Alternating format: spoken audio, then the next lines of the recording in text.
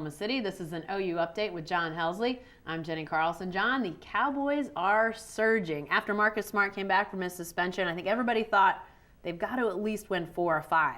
They've already done that with 1 left to play. Why are they playing so much better?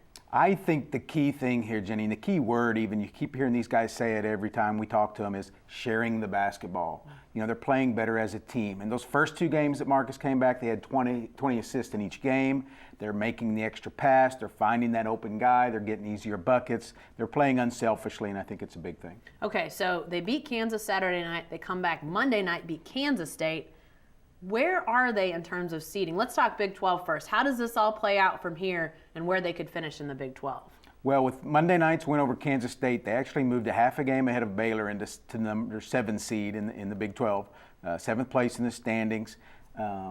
They have a good chance of finishing there or possibly even 6th. Baylor and West Virginia, the 2 teams ahead of them in the Big 12, both have very difficult closing stretches here, 2 tough games.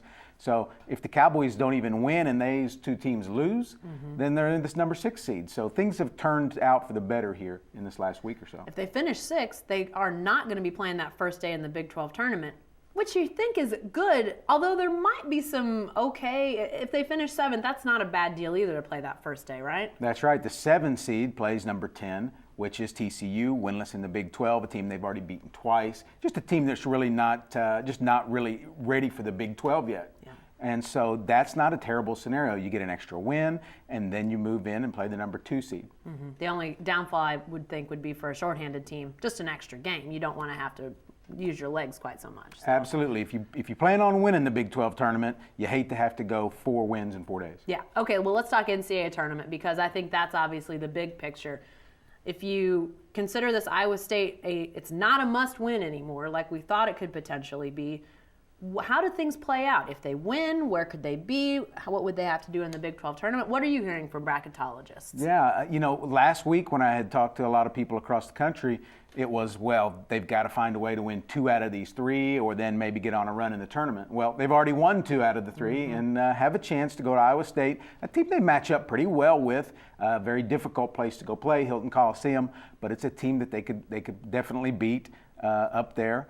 And so all of a sudden, you think this team is not only in the tournament, but they've probably placed themselves out of Dayton, which is key, and then maybe, with some wins down the stretch here, could even raise their status even higher. Well, and I think we've all made comments as they've gone on this little surge that they're now playing the way we thought they might be playing at this point. And if the matchups fall right, with 3 guys like Marcus Smart, Markel Brown, and LeBron Nash, you got to think they could win some ball games in the NCAA tournament. No doubt about it. I mean, all you have to do is look to last year and OSU spot in the tournament. They ran into a team in Oregon that was seeded way too low. That could be the Cowboys this year. If they go in as an 11 or 10, that's a team that whoever's on the other side of that bracket is going to be going, are you kidding me? This is who we have to play in our first game? Yeah, they're capable in the way they're playing right now. They're a very good basketball team. All right, thanks, John.